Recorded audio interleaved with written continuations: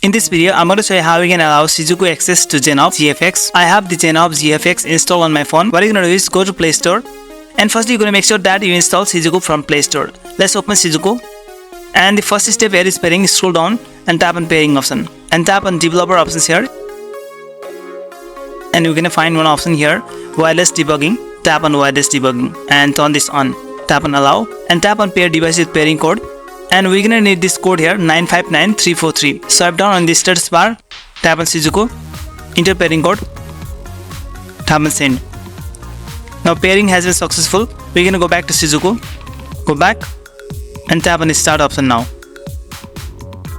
It's gonna start the Shizuku service now. So the Shizuku is running now, and tap on authorized applications here, and we're gonna allow the Zenhub from here. Turn on the Zenhub option and go back, and now launch Zenhub.